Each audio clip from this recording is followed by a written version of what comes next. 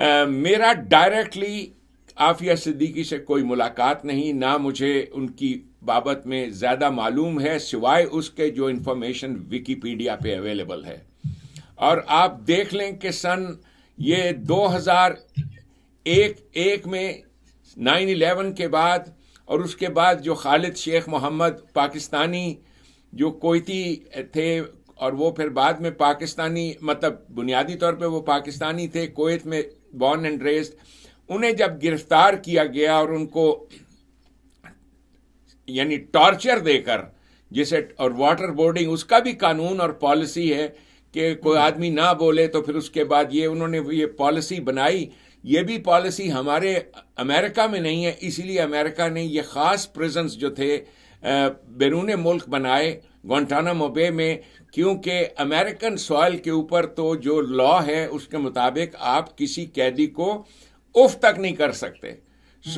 اس وقت صورتحال یہ تھی کہ اس کے مطابق انہوں نے پھر کہا کہ یہ ایک اسپیشل سچویشن ہے، جسے یعنی ایکسٹرا آرڈینری رینڈیشن، یہ ایک اصطلاح گھڑی گئی تھی کہ ہمیں ایکسٹرا آرڈینری کچھ کرنا پڑے گا قانون کے لیے. تو اس کے لیے پھر خالد شیخ محمد صاحب نے، جن کو متعدد بار جو کچھ بھی کیا گیا ہے، جو بھی انٹرنیٹ پہ اویلیبل ہے انفارمیشن، انہوں نے پھر نام بتائے کہ وہ کون لوگ تھے جو اسامہ بن لادن کے ساتھ کام کر رہے تھے. تو اس میں اس بد نصیب لڑکی کا، اور میں بد نصیب اس لیے کہوں گا کہ ماں باپ اتنے بہترین ماں باپ اس کے، یعنی باپ اس لڑکی کا نیورو سرجن ہے، اور 18 سال کی عمر میں اس باپ نے، ایک نیورو سرجن اور جو بیان کیا جاتا ہے بہت دیندار آدمی ہیں وہ صدیقی صاحب، انہوں نے اپنی بیٹی کو 18 سال کی عمر میں امریکہ بھیجا اعلیٰ تعلیم حاصل کرنے کے لیے. وہ لڑکی بڑی بریلینٹ ہے.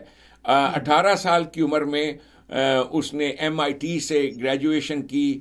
پھر وہ نیورو سائنسز کی فیلڈ میں بتایا جاتا ہے وہاں پہ ایک کوئی یہودی یونیورسٹی ہے، برینڈش نام ہے اس کا. اس یہودی یونیورسٹی میں اس کو داخلہ ملا، اور وہیں پہ اس نے اپنی PhD ڈاکٹرل تھیسس وغیرہ کیا. اور یوں وہ، یعنی جو میں انفارمیشن جانتا ہوں ان کے بارے میں، انہوں نے اپنا ڈاکٹرل تھیسس کر کے اب عافیہ صدیقی صاحب وہ بن گئیں. جو چیز ہوئی یہ ریڈیکلائزیشن میں، یہ لڑکی جو تھی ریڈیکلائز ہوئی، اور وہاں سے پھر یہ جو خبر آتی ہے ہمیں وہ یہ ہے کہ یہ یہاں بچے بھی ہیں اس کے، شوہر بھی ہے. شوہر بڑا ہوش مند سا آدمی ہے، اور اس نے اسے سمجھایا کہ یہ تم کیا کر رہی ہو، یعنی اسے بہت سمجھایا. بالآخر پھر اس شوہر نے اس سے طلاق لے لی. اب طلاق، یہ اپنے بچوں کو لے کے پاکستان چلی جاتی ہے.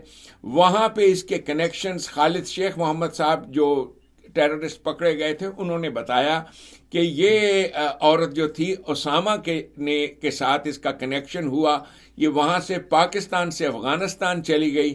وہاں اس کا کنیکشن یہ کہ یہ ہیروں کی سمگلنگ کے ذریعے سے پیسے اکٹھے کرے گی، کیونکہ اسامہ کے پاس، جیسا کہ آپ جانتے ہیں، بہت کیش تھا، بہت دولت تھی.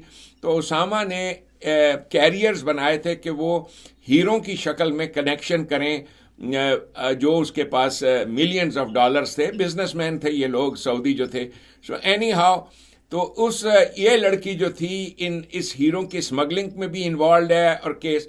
لیکن امپورٹنٹ چیز یہ ہے کہ 2008 تک اس کے ویئر اباؤٹس کا کسی کو نہیں پتا تھا. پھر معلوم ہوا کہ اس لڑکی نے وہاں پہ ایک اور آدمی کے ساتھ شادی کر لی ہے، ایک عرب کے ساتھ. پھر ٹیررسٹ کے ساتھ باقاعدہ اس کا گٹھ جوڑ. وہاں پر یہ اریسٹ ہوتی ہے، اور جب یہ اریسٹ ہوئی پھر پاکستان سے اس کو ایکسٹراڈائٹ کیا گیا. اب آپ دیکھیے امریکن لا میں، یعنی وہ اور پاکستانی لا میں فرق دیکھیں کہ امریکن میں یہ قانون ہے کہ اگر کوئی آپ کے کسی فوجی پہ ہاتھ اٹھائے گا وہ پھر بچ کے نہیں جائے گا، اس کو سزا ہے. سو اس عورت نے ایک ایسی سچویشن میں افغانستان میں ایک آفیسر کے ساتھ بات کرتے کرتے اس کا ویپن اٹھا لیا اور ویپن اٹھا کے شاید اس نے فائر بھی کیے. اس فائر کے جواب میں جو گارڈز تھے انہوں نے اس کو فائر کیا, یہ زخمی ہوئی. یہ سب انفارمیشن ہے. سو اس نے اپنے طور سے یہ کام کیا. جو لوگ کہتے ہیں کہ جی یہ ہماری قوم کی بیٹی اور یہ وہ, ٹھیک ہے, ہماری قوم کے اندر ہمیں شرم ہے اس بات کے اوپر کہ ہمارے بہت سارے لوگ نہیں سمجھ سکے اس بات کو, جو بات اس جنگ کے 9/11 کے بعد جنگ شروع کرنے سے پہلے جو جارج بش نے کہی تھی, either you are with them or with us. یا تو تم خیر البریہ کے ساتھ ہو جو بہترین باری تعالیٰ کی مخلوق ہے, اور یا تم شر البریہ کے ساتھ ہو. بدقسمتی سے ہمارے پاکستان نے یہ رول نہیں اپنایا, اور اس کی سزا ہمیں جو ملی اور آج تک مل رہی ہے. اس دور میں تو سزا یہ تھی کہ ہم نے اتنی نفرت پھیلائی, اور وہ ادارے جو نفرت پھیلا رہے تھے امریکہ کے خلاف, جو آج بھی ہیں, جس نفرت کے پھیلانے کے اوپر آپ کا خان صاحب طالبان خان کہلایا. پاکستان میں پولیٹیکل پاپولیرٹی کے لیے آپ کسی طریقے سے امریکنز کے خلاف بس بیان شیان دے دیں, آپ پاپولر ہوتے ہیں. سو یہ اتنی جھوٹی بات جو اس کے بارے میں کہی جا رہی ہے, یعنی میں پاکستانیوں کو آپ کے پروگرام کی وساطت سے یہ بات بتانا چاہتا ہوں, امریکہ کے پریزن سسٹم میں جو امریکن سوائل کے اوپر ہے, یہاں پر کسی قیدی کو ان کے ساتھ سلوک کیا جاتا ہے. یعنی اگر کوئی قیدی اس کو ہارٹ ٹرانسپلانٹ کی ضرورت ہے تو عام شہریوں کو بعد میں ملتا ہے, اس کو پہلے ملتا ہے. اچھا. اور قیدی بھی وہ ہے جسے عمر قید ہے, یعنی اس نے جانا نہیں ہے. 100 سال کی کسی کو قید, کسی کو 2 لائف سینٹنسز. یعنی میں نے خود اپنے ہاتھوں سے کئی قیدیوں کے ان ٹرانسپلانٹ کے پیپرز کے اوپر سائن کیے. کسی کو لنگ ٹرانسپلانٹ چاہیے, لیور ٹرانسپلانٹ چاہیے, یہ چاہیے, وہ چاہیے. ہر وہ قیدی ان کو ہر طریقے سے جو امریکن لا ہے اس کے مطابق اسے زندہ رکھتے ہیں.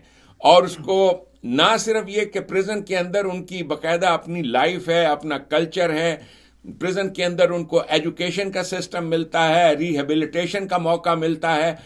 کچھ قیدی تو ایسے ہیں کہ آپ یقین نہیں کریں گے, انہوں نے پریزن میں رہ کے ماسٹرز کی ڈگری حاصل کی ہے اور بعد میں نکل کے ریفارمرز اور کاؤنسلرز بنے ہیں, ٹیچرز بنے.